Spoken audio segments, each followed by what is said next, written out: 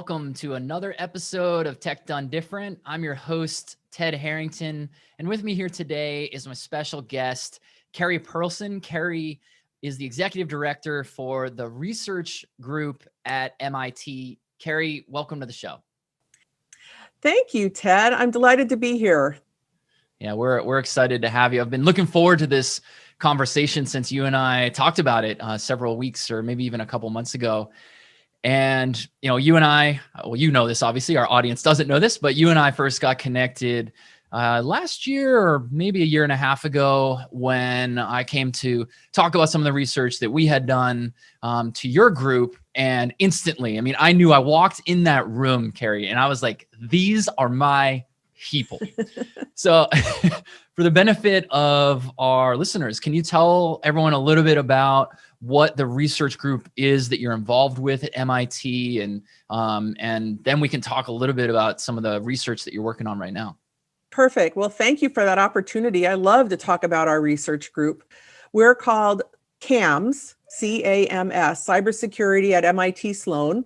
Not to be confused with the IT group that does cybersecurity. We are a research consortium, a group of researchers, faculty, and students, and full-time researchers that look at the managerial, organizational, and governance kinds of issues around cyber.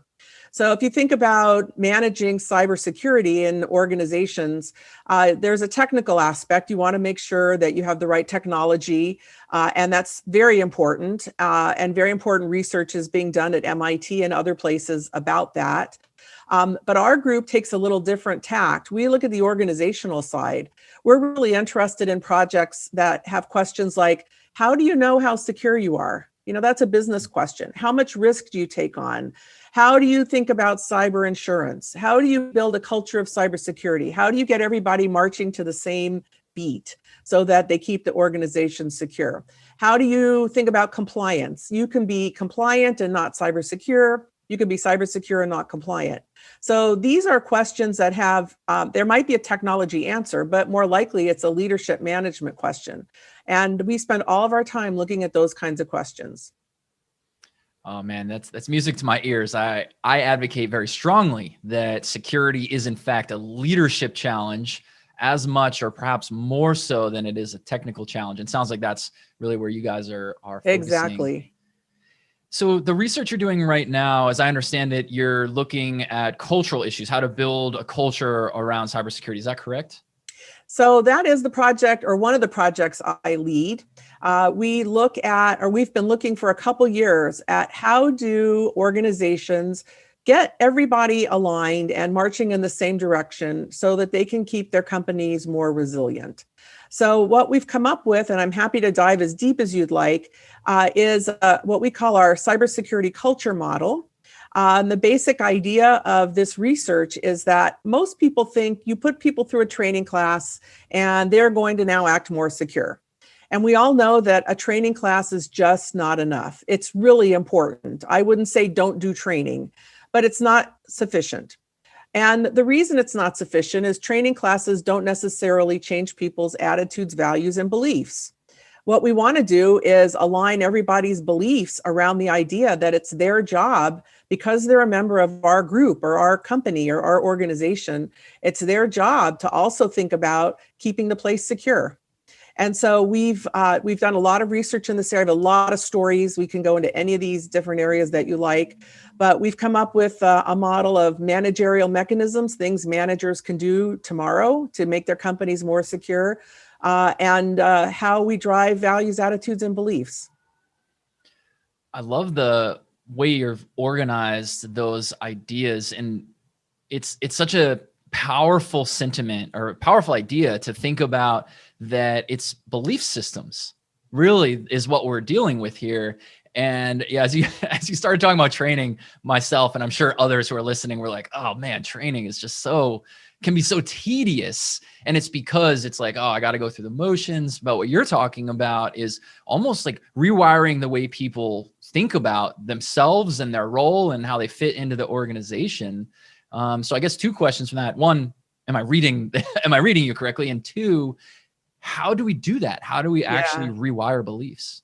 Yeah, so that is the question. You're right on target here. We're asking people to take on maybe a different value system just because they're part of our organization. The way we look at it is we want to drive certain behaviors. We want people to not click on phishing emails. We want people, if they see something, say something, report it. We want people to not pick up the thumb drive that they found in the parking lot and stick it in their computer to see what's on it, or more likely to click on a link that is potentially one that opens up a backdoor to malware. We don't want people to share the system admin password just because it's more convenient with a supplier who's plugging into our systems. There's a whole list of behaviors we want people to do or not do that will help keep our company more secure. We often learn about those in training. I know when I started at MIT, I've only been at MIT a few years. I've been in the IT business for 30 something years, but I've only been at cyber at MIT for just a few years. And when I started, I had to take a training class. And I want to take it because I'm interested in cyber, but also because I'm now a new member of this community. And in that class, they taught us really important things. How do you make sure your password is secure? How often I should change my password, what I should do if I see something that's wrong. All that training was great. I had that training class 4 years ago. How much am I remembering today? Probably not very much. And I might remember more than the average bear because I'm the executive director of our cyber group. But think about somebody in marketing or somebody in an administrative role that has nothing to do with cyber. How much are they remembering? Or think about my colleague who started at MIT in the 1970s. When do you think he had that class? He probably didn't have a class in cyber. And if he did, he certainly isn't going to remember. And even what they taught him back then is going to be different. So training is super important. It kind of sets the guidelines. It gives me a reference of where to go, but it's just not enough. We really want to start thinking about how do we change people's behaviors? And I personally believe behaviors are changed because you value something or you believe it's important. So if I could convince you that changing your password once a quarter was really important, you're more likely to do it than if I just put you through a training class to do it. And it's more than awareness. I mean, a lot of companies go with awareness programs, and those are also super important. But it's not enough just to tell you it's important. I have to somehow get your mind, get your value system, change your attitudes. And that's really what our research is all about. How do we drive those values, attitudes, and beliefs about cybersecurity? That's such a fascinating distinction that you're drawing. It's not about do this or don't do that, although ultimately that's the end result that we're looking for, but it's this is important to you. And it seems like that's the magic elixir. If we can get people to think that it's important to them, then the behaviors we're looking for will actually, those behaviors will change. Are there examples or any stories that you can share where that's happened successfully or maybe Sure. failed that we could learn from? Sure. So yes, I want to change the way you think about or the way your listeners are thinking about cybersecurity behaviors. So I'll give you a few stories and then we can dive deeper into other areas, other stories. I've got dozens of stories. And in fact, just as an aside, if any of your listeners want more information, our website has all sorts of papers on this. It's cams.mit.edu, and all of that stuff's publicly available. So they're welcome to go look up more stuff if they're interested. But let me give you one story. So one company that we studied, it's a bank in Brazil, and they have what they call a cyber evangelist. His job is to build this culture. Now, in full disclosure, he's someone that worked with us and he knew our model. So he was putting in activities and then based on some of the things that we had talked about with him. So I can't say that he's an example of our model and we found him. He learned from our model and implemented these things. But for example, there are some behaviors he wanted to drive in the organization. And he realized that he needed to have some sort of reward system. If there's a reward system, people are more likely to value doing that behavior and they're more likely to do it. So he had an activity he wanted people to do and he offered them a cookie. And he said he ran out of cookies so fast, he had to go get more cookies. I mean, it wasn't a big reward, but a reward was enough to drive people's attitudes towards, this is something I'd like to spend time on. It became a competition. It became something fun. People got a cookie out of the process. And he was just totally surprised at how that little reward made a difference in driving attitudes and values and beliefs. So performance reward systems is one way that we can drive values, attitudes, and beliefs. I'll give you another story. Yeah. Another company, if you show some sort of good behaviors, you can win a badge that you can put in your email. So now all of a sudden you're seen as somebody who's a cyber defender in that organization. And people crave that badge. They do whatever it takes to get that badge and be able to put that badge in their email to show that they are one of the cyber secure people in the company. And the reason that particular company, it's an insurance firm, an international insurance firm, they have all sorts of components to their cultural managerial mechanisms, things that they do, lots of stories about them that make people want to be part of their environment. I'll share those with you also. But the idea here is rewarding people for behaviors is important. Another thing is simply telling them, not through training's important, but through other mechanisms. Like if an executive makes cybersecurity important to them, makes it one of their priorities, it's likely that their team members will also inherit that feeling that this is something important. So back to this insurance company, the C-level executives talked about cybersecurity, not just the IT people, but all executives. And that alone sent the message that these guys think it's important, and that percolates throughout the organization. Other people think it's important if their boss thinks it's important. So simply bringing up cybersecurity in anything as simple as starting your meetings with a 5-minute cybersecurity message note, use something in the press that's caught people's attention, and take a few minutes to talk about how we can make sure that doesn't happen here, or make sure it does, whatever the issue is, but bring the current press into your meetings. People are talking about it anyway. Make it something obvious that the leaders are talking about, and that will start to drive beliefs that this is important to our organization. So let me stop there so you can ask me more questions, but I've got dozens of stories like that.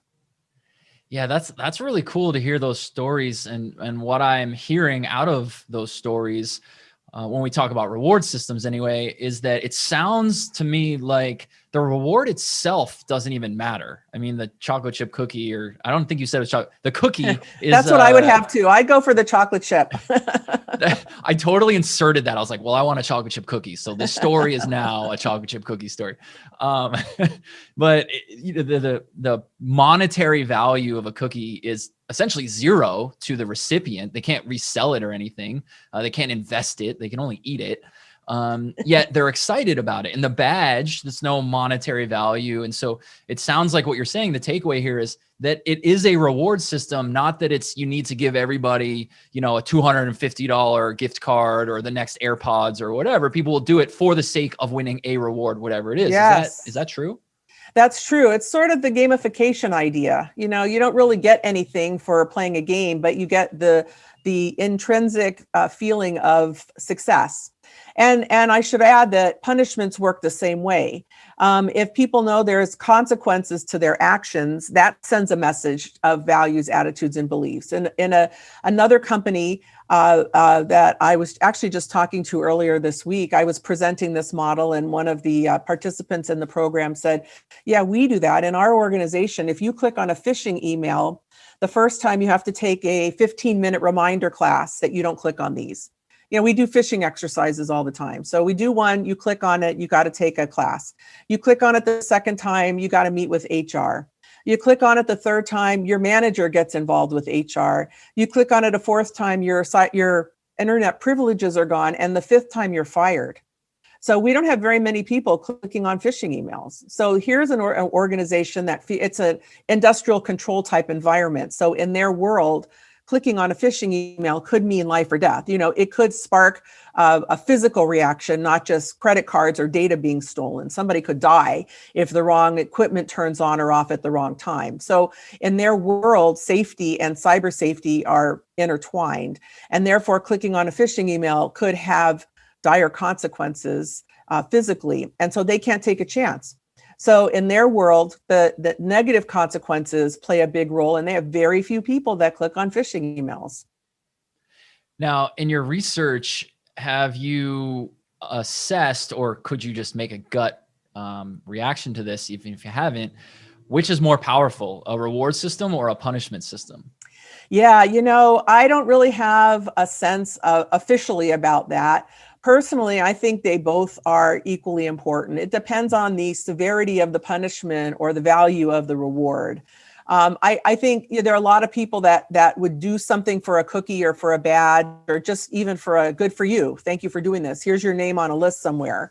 And there are a lot of people that wouldn't bother. So I personally, I would do something I was rewarded for, and I would not do something I was punished for, but that's just me.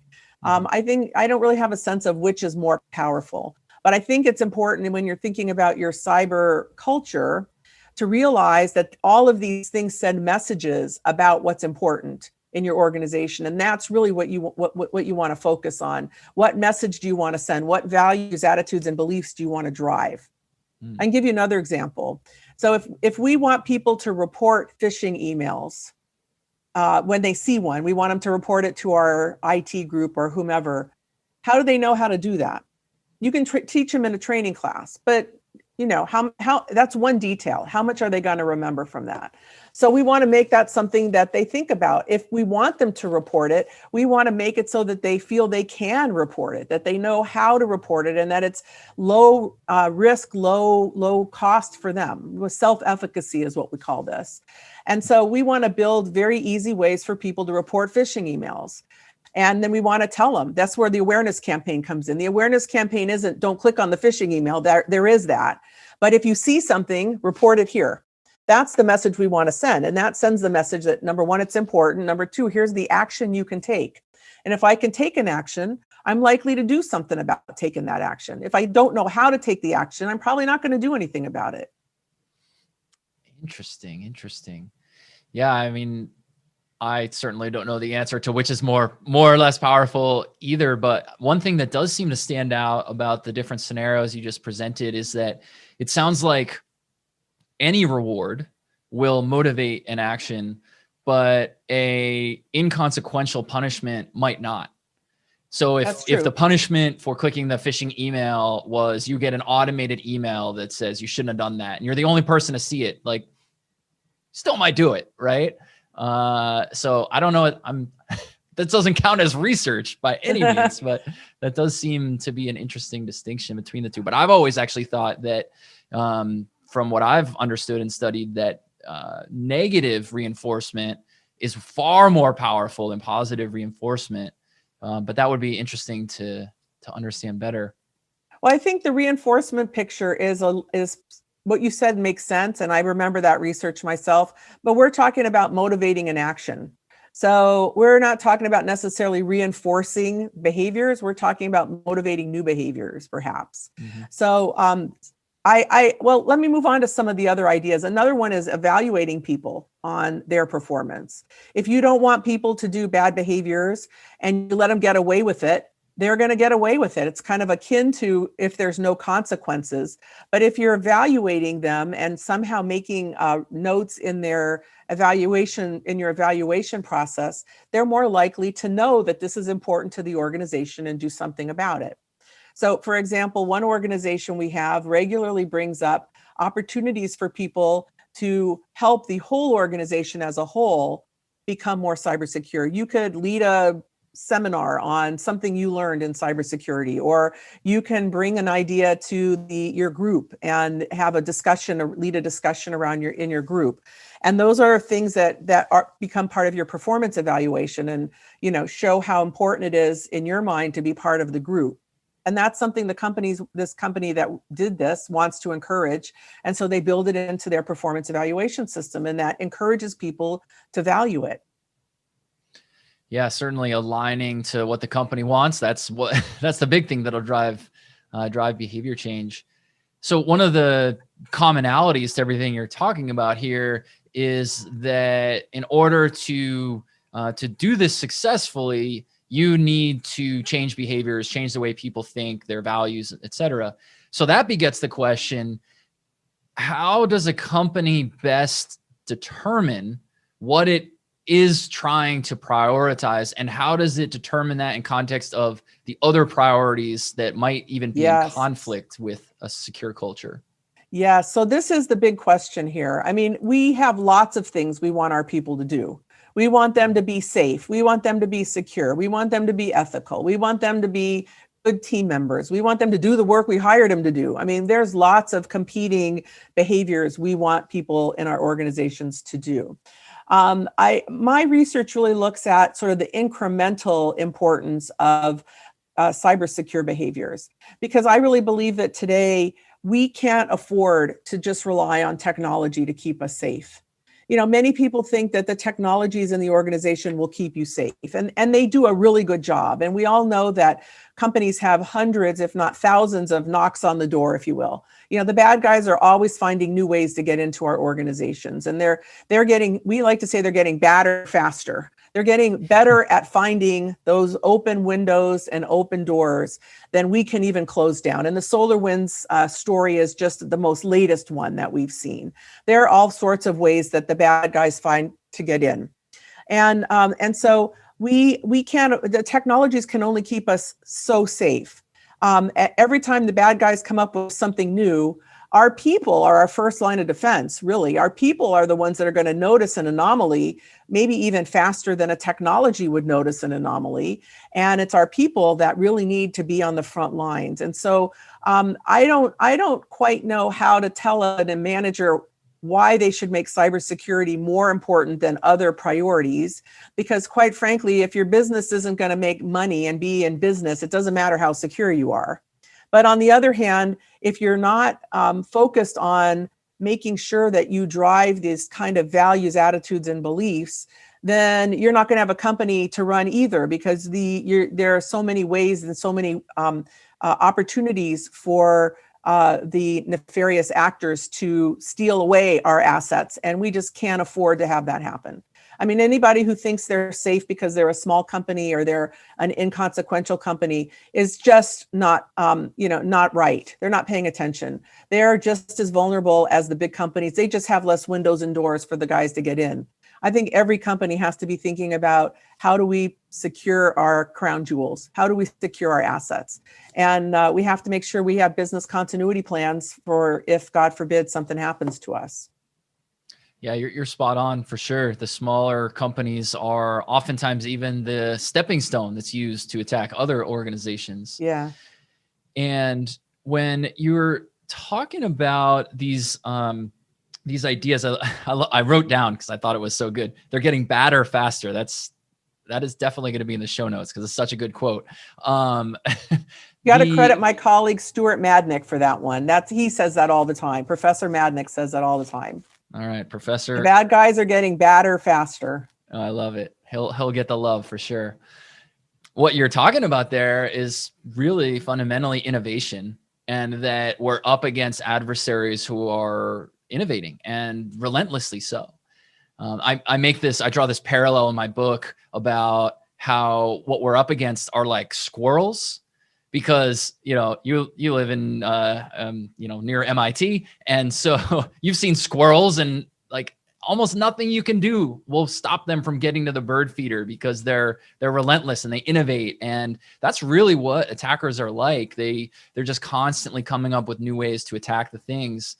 So how should a company that is already resource constrained, already has too many priorities, doesn't have enough money, doesn't have enough time, is lacking in resources, how do they deal with such a relentless pace of innovation? Yeah, so there's two things. One is the relentless pace of innovation in my mind. And I actually watched a video recently about squirrels. I can't remember what the video was, but it's something on YouTube about these guys that were trying to stop the squirrels from getting to the feeder and putting this whole uh, uh, set of obstacles in their way, and they learned. So you're exactly right. They learned. They're incredible. The dark web, the nefarious actors are just like that, whether they're state actors or just money hungry or want to find our assets. I think two things. I think of it more like going to the gym. We all want to be healthy, and we all want to put off going to the gym, and we all want to eat healthy, but we never have time. I don't know about you, but I just can't seem to find the hour and a half to go to the gym or to work out, even in this pandemic world, the 45 minutes to go work out on my equipment. But I know that if I don't make it a priority, at some point it's going to come back to me. And I think cybersecurity is, in my mind, the same way. There's always a reason not to spend time and energy and resource on it. But at some point, you just have to make the decision to do it. So I don't think small and medium, I'd like to write a book called Cybersecurity Can Be Free. Maybe we should co-author that together. I think there are dozens of examples of things you can do that will build cybersecurity into your organization that don't cost a lot of money or don't take a lot of resource. For example, as I mentioned, the 5 minutes in front of a meeting, this bank in Brazil, their executives have an all hands meeting. And at the beginning of every all hands meeting, they take 5 minutes and talk about something about cybersecurity. That doesn't cost anything. You mentioned the cookie and the badging. Those don't really cost anything. And yet they're so powerful. They drive values, attitudes, and beliefs. So I think the answer to your question is not how do you prioritize cybersecurity in the midst of all these other priorities, but what are you going to do if you don't prioritize cybersecurity? And I'm not trying to scare people at all. It's not about scaring them. You can get away with not really investing in security for a long time. And you might be lucky enough to never really have a big issue because the technology, the good guys are innovating also. There are lots of promise in AI and ML and trying to detect anomalies and threats and vulnerabilities. There are all sorts of innovations in tools outside of AI and ML to shore up our defenses, our defense in depth strategy, putting more layers of defense in our defense in depth strategy. And those eventually will be available and cost money and trickle down to smaller businesses. But I don't think we can just sit back and wait until somebody else solves the problem for us. I think we have to jump in. And the easiest way to jump in is to start with very small ideas that start getting our people thinking about how important cyber is, changing their values, attitudes, and beliefs. So if I was talking to somebody who told me they just don't know where they're going to find the resource, I would say in your next management meeting, bring up the topic. We want to make sure people know what to do. What can we do? And see what people's ideas are. And just the mere fact that you put it in your management meeting will show you think it's a priority, and that will start to drive the values, attitudes, and beliefs in your organization that this is important. I love the security is fitness metaphor. I use that one myself a lot.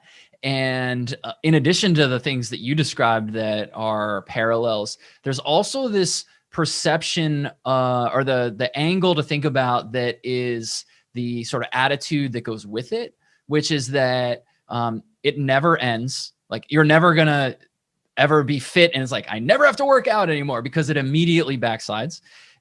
It's something that once you do it right, you look good and you feel good and you join a community of enthusiasts, but it's hard and not everybody's going to do it. Not everybody's going to prioritize it. And I'm of the thinking that those who do security right have the same mindset as those who get fitness right. Not to say you need to be like, world champion weightlifter, but just exercise and, make your heart healthy.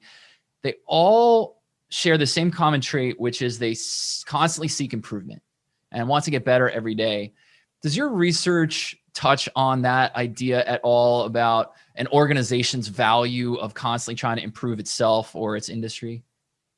Yeah. So again, we focus on cybersecurity, but yes, this idea of constantly adding to in this research, it's about culture, but adding to the strength of your cybersecurity culture. Most of the organizations that we look at are doing exactly what you described, although I don't think anyone's ever described it quite that way. This constant improving and constant fitness analogy. One company we looked at, they have, actually, several companies have a cybersecurity leader who's in charge of building a culture. So this isn't the CISO. The CISO is in charge of everything. So the CISO can't be your day-to-day culture czar, if you will, or culture evangelist. You have to have somebody else that does it. And when you have somebody that owns building a culture, then you've got a resource who, this one of course costs money. So small companies may not make it a person's whole job. But in the two companies I'm thinking about, it is somebody's entire job. It's more than awareness. It's about building culture. And when you take off the shackles of just building awareness and start to think about how do we change hearts and minds, values, attitudes, and beliefs, what you open up is this whole marketing background, this whole, marketing people, that's what they do. They change hearts and minds. They change values, attitudes, and beliefs. They want to convince you that some behavior that they want you to do, buy their product, do their service, take their actions, is valuable to you. So one company actually hired a marketing person into the role of cybersecurity culture leader. She reports to the CISO, and her job is campaigns and building culture. And of course, she's a marketing person, so she's got all sorts of tools in her toolbox that she's brought out to help change hearts and minds. And it could be as simple as changing the words. Everybody wants to be secure, but does anybody really know what that means? Everybody wants to be cyber secure. Nobody would say that's a bad idea. Nobody would say that they're not going to be secure. But when it comes down to the next level of what do, they may not know. In that particular organization, they don't call it cybersecurity, they call it data protection, because everybody in that organization understands data and it has to be protected. And all of a sudden, that just change in language completely changes the activities that people, or the values and the attitudes of people towards cybersecurity. And when they see something that makes data insecure or at risk, they know they got to step up and do something about it. So a marketing person is able to put in those kinds of campaigns, activities, processes that make it work. But if somebody doesn't own this, then it tends to not happen quite as in depth, quite as well, simply because it's one of many things that somebody would be doing, and putting your time and attention towards building a culture of cybersecurity just doesn't seem to happen. It's like the back to the fitness analogy. There's always something else to do besides go to the gym. There's always something else to invest in cyber besides thinking up the next cool campaign that's going to change somebody's attitude. So how does an organization measure whether they've succeeded? Aha, that is the big question. How do you measure if you succeeded? And that is the question that most companies are still struggling with. So there are some obvious number metrics, if you will. How many people fail a phishing email exercise, and seeing a decrease in that number. Or looking at other kinds of testing, penetration testing from a human resource side, from a people side, to see if people fall victim to things. Not necessarily phishing, but those same kinds of things. You can imagine other exercises that you could run to see if people fall for them.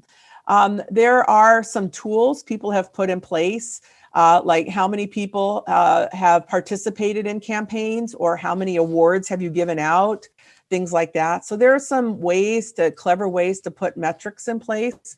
But really, all of those in my mind are kind of peripheral. Just because people don't fail a phishing exercise doesn't mean your company's secure. And how do you know how secure your company is really the $1 million question, if you will. So that gets into a whole set of other kinds of metrics. But I think it's really difficult to measure the success of a culture other than to say you don't have breaches and you don't know that that's really a cause and effect. So we're still trying to figure out what are good ways to measure this. We don't have any good ways to measure it yet. That is, I agree. I was asking you because I don't have the answer either. I was curious to hear what the research community thinks. So, Well, Well, as I we actually sat in on a presentation today by a guy who has been researching this, and his way to measure it is structured tests, structured research paradigm. So he does, treatment and control groups, and he tries to see if the treatment group does better than the control group. I'm not so sure that's as practical in the day-to-day real world of an organization, but certainly if you want to measure if something's effective, putting something in place where you treat some part of the group and you don't treat other parts of the group and you see how they do, there's a logical way to measure the success of a program. I know when we're talking analytics, for example, and launching marketing campaigns, that's how you evaluate the success of a marketing campaign. You give it to some people, you don't give it to others, and you see how the performance is. So you could do that. I don't have any off the tip of my fingers examples of that, but that's what this other researcher was sharing with us actually just earlier today. love it. So as we wrap up here, and I feel like I could talk to you for literally the entire day, but I know you have things to do. As we wrap up, let's pull out your crystal ball. What's coming next? What's around the corner? What should organizations be thinking about in terms of, innovation, or what's next for security? So I think there's 3 areas that we're starting to research at MIT, at CAMS, that are promising for helping all organizations become more resilient. So one of those we've already talked about, that was sort of the use of AI and ML. There's a lot of research being done both to try to figure out how those tools can help us detect and perhaps prevent cyber incidences, but there's lots of tools out there today that do that, and more coming. So I think that has a lot of promise. Staying on top of that is an area that we have identified for us. The other is supply chain. I think the SolarWinds example really highlights that it's one thing to send out a questionnaire to your suppliers and make sure that they are doing the secure things you need done for compliance. But it's quite another to know that your entire supply chain and 3rd and 4th and 5th and further back suppliers are also secure.